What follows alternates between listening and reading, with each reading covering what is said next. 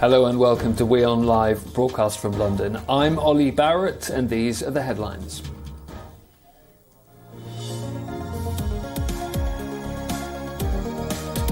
Ukraine's Security Council approves plans to declare a state of national emergency and enforce new restrictions in areas bordering Russia and Belarus.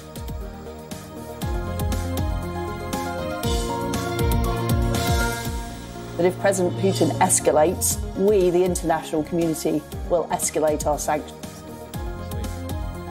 The UK Foreign Secretary warns the West is ready to step up sanctions against Russia.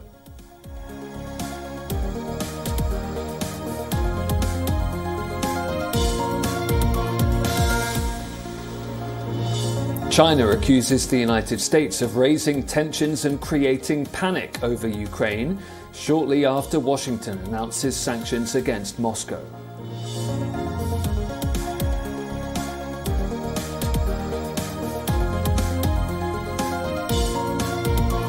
Ukraine mobilizes its military reserve and urges its citizens to leave Russian territory as Moscow sharpens its demands and raises fears of all-out war.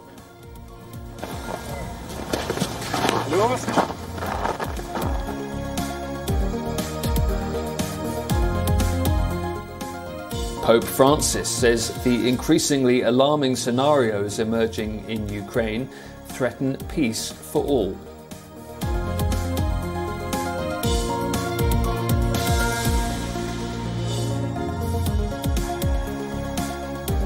Hong Kong unveils a $22 billion budget, including tax breaks and consumer spending vouchers, as the city reels under its worst coronavirus outbreak to date.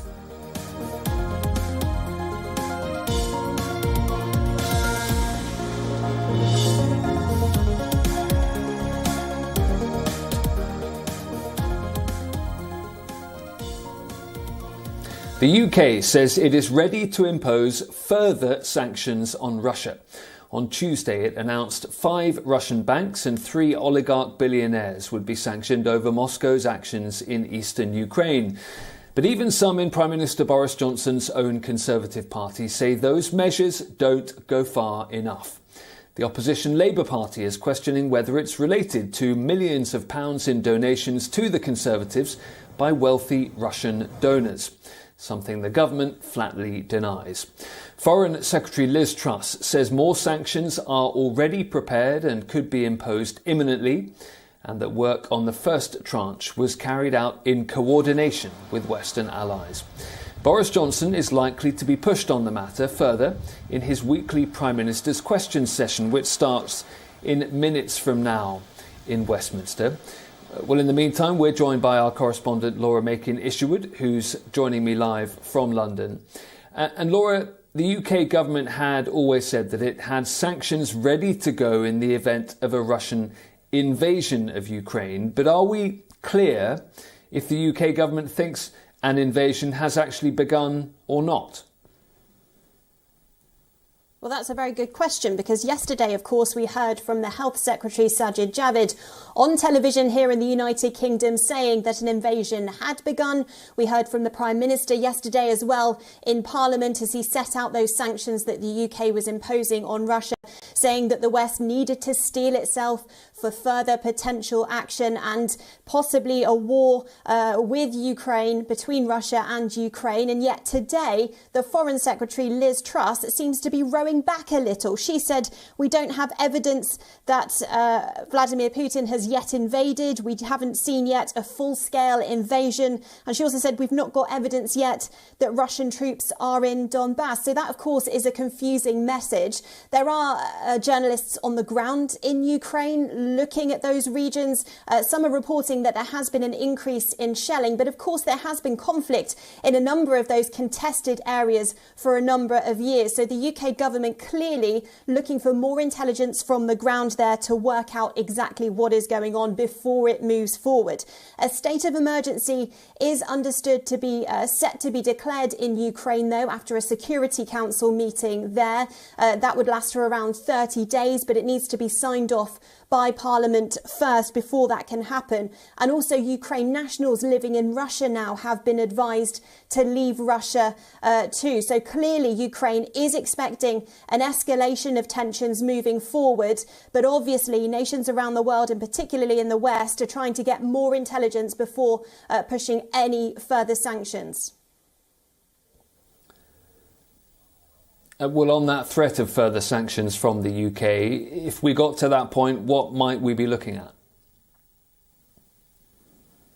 Well, we understand that the UK government is looking at potentially targeting more businesses, more individuals, more companies that are tied up within the UK and also around the world as well. Yesterday, we heard from the Prime Minister Boris Johnson that the UK was sanctioning 5 Russian banks, 3 high net worth individuals. But those plans came under fire from Boris Johnson's own Conservative MPs, plenty saying that they didn't go far enough. And those 5 banks that were sanctioned had actually been under sanctions from the United States for a number of years already. So we now know that after that protest from Boris Johnson's own party and opposition MPs, of course, weighing in on that too, the government is considering more. One of the proposals reported to be on the table is trying to reduce the availability of things like microchips and high worth electronic goods as well being exported around the world. If there is a Russian component within those goods,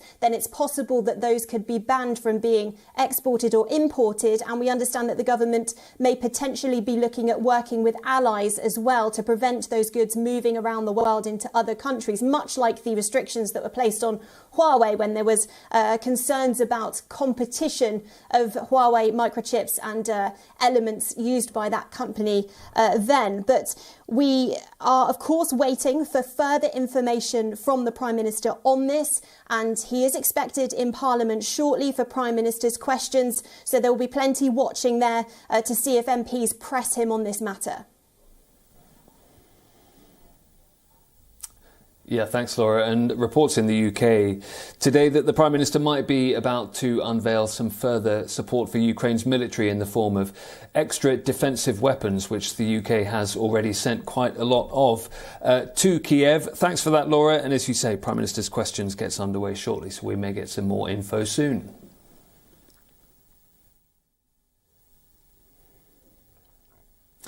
Well, several other countries have imposed sanctions on Russia over its actions in Ukraine beyond the alliance of Western countries. Japan has called Moscow's moves an unacceptable violation of Ukrainian sovereignty and international law. Tokyo's sanctions include a ban on Russian bonds and freezing the assets of certain Russian individuals, as well as restricting their travel to Japan. Prime Minister Kishida says Japan has enough reserves of oil and liquefied natural gas, and so he says sanctioning Russia will not have a major impact on Japan's energy supplies in the short term. Japan did, though, get 12% of its thermal coal and almost a tenth of its LNG from Russia last year. Australia has imposed sanctions on 8 members of the Russian Security Council and 5 Russian banks. These economic sanctions are designed to affect various sectors like energy, oil, gas and telecommunications in Russia. Australians always stand up to bullies, and we will be standing up to Russia along with all of our partners, like-mindeds, and all of those who believe that it is absolutely unacceptable that Russia could invade its neighbour and seek to extract some concessions or advantage out of threats of terrible violence upon its neighbour. We will be doing this in concert, as I said, with our many allies and partners, but the Australian government will immediately begin placing sanctions on Russian individuals in response to the aggression by Russia against Ukraine. Canada has banned its citizens from financial dealings in the Donbass and from purchasing Russian sovereign debt. 2 state-backed Russian banks have also been sanctioned. And Prime Minister Trudeau has authorised additional troops for the region. I am also authorising a deployment of up to 460 members of the Canadian Armed Forces to Operation Reassurance. This involves more troops to Latvia, as well as the deployment of an additional frigate and maritime patrol aircraft. We're doing this to reinforce our commitment to NATO and promote peace and security in Europe. Oil prices have surged, hitting a record 7-year high as fears over energy supplies escalate.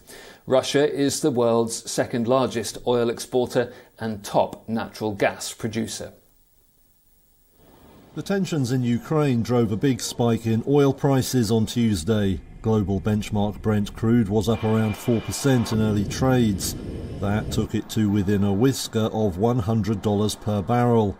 Those are prices not seen since 2014, though they gave up some of the gains in afternoon trading. The Ukraine crisis comes on top of already tight supplies for crude, as demand recovers from the global health crisis. States in the OPEC group of oil producers have resisted calls to increase supply more rapidly. Stocks, meanwhile, recovered from a dip. Asia saw big falls, with Hong Kong's Hang Seng closing down by about 2.7%. The Pan-European Stocks Index then opened with a big drop before recovering to trade flat by early afternoon. Germany was initially harder hit, with traders worried about its dependence on Russian gas supplies. The benchmark DAX index fell over 1% before it too recovered. Global stocks steadied on hopes that Russia's deployment of troops to breakaway regions in Ukraine is as far as it will go. Oil majors were among the few to see big gains, boosted by those rising crude prices. Shell jumped as much as 2%. But that will be no consolation for consumers, already pummeled by rising energy prices. Right now, it doesn't look like there is any respite ahead. Next to Myanmar, and the junta has been mounting attacks on civilians since February last year. Many in Myanmar are imploring the United Nations to protect them. But a report issued to the UN Human Rights Council has identified China, Russia and Serbia as countries claimed to be supplying weapons to Myanmar's military rulers.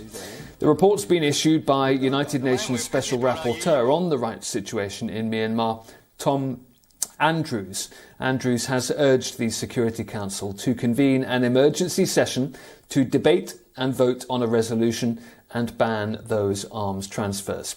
Last June, the General Assembly adopted a resolution calling for member states to prevent the flow of arms into Myanmar.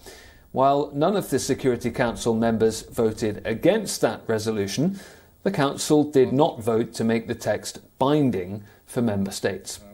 The report covers a period when the military's attacks on the Rohingya minority were widely documented. A UN fact-finding mission urged an arms embargo. Other countries are also on the list, but only China, Russia and Serbia have continued their transfers after the country's coup. Myanmar has been in chaos at times since last year. More than 1,500 civilians have been killed in a military crackdown. At least 12,000 people have been detained, including the de facto head of the civilian government, Aung San Suu Kyi. More than 440,000 people have been forcibly displaced.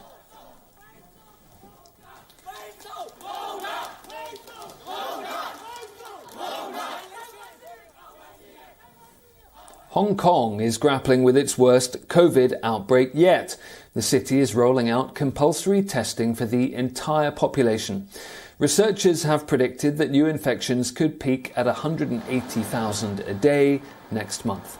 City leader Carrie Lam has announced COVID-19 testing for the entire population, which will begin in mid-March for 7.4 million residents. Stringent rules are due to be in place until mid-April at least. Lam has reiterated the city's dynamic zero COVID strategy, similar to that in mainland China. It aims to eradicate any outbreaks at almost any cost. Authorities have ruled out, though, a city-wide lockdown. Schools will break early for summer and resume the new session in August. Well, I could not answer your question that whether this wave will definitely be contained within the 2 to 3 months. What I have told you is we hope to make the full use of the next 2 or 3 months, because this is critical. We probably have not seen the peak of this wave. So how we're going to manage the next 2 or 3 months will be extremely essential and critical to containing, but there is no guarantee whatsoever.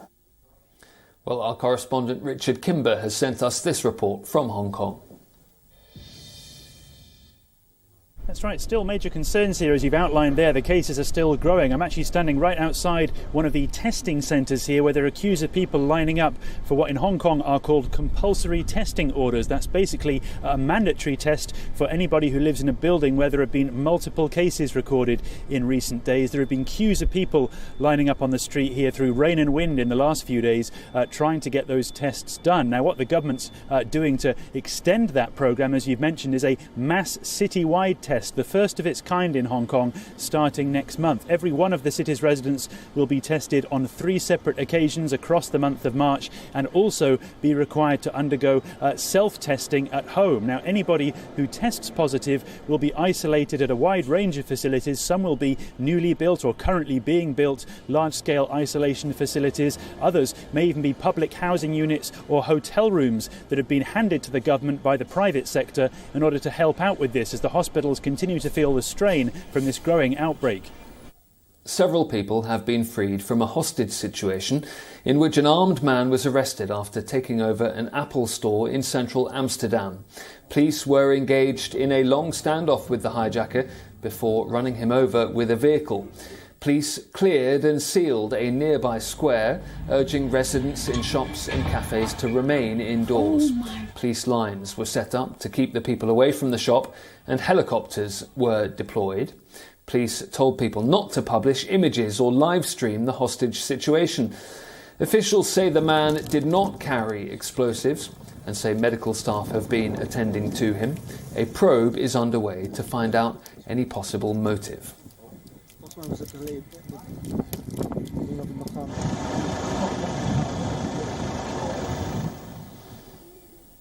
School closures through the COVID-19 pandemic have harmed the development and learning of children, particularly those who don't have access to computers, tablets and the internet.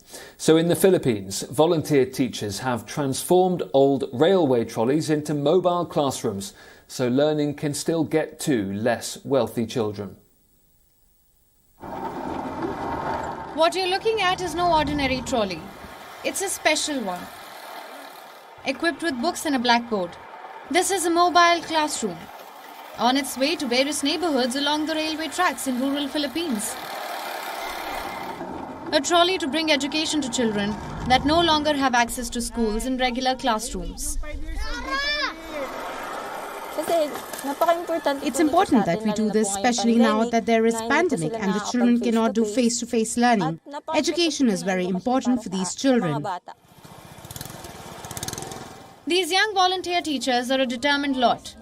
They want to facilitate smooth learning for children, most affected by school closures. Ones that did not have access to tablets, computers or the internet, and could not feed their impressionable, inquisitive minds throughout the pandemic-induced closures, making use of donated study materials and classroom essentials.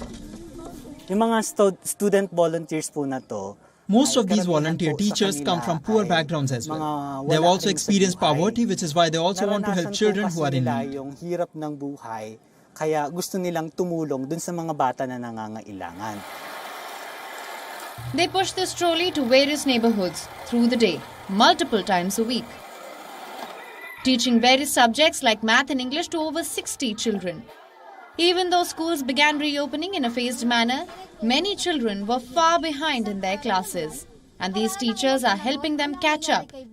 Until regular classes resume, the trolley classroom is all they've got. Bureau Report WION World is One. And with an immersive light and sound show, Dubai has opened the doors to its Museum of the Future. Your future should involve staying tuned to WION at all times. I'm Ollie Barrett. Thanks very much for watching. We will leave you with those pictures from Dubai.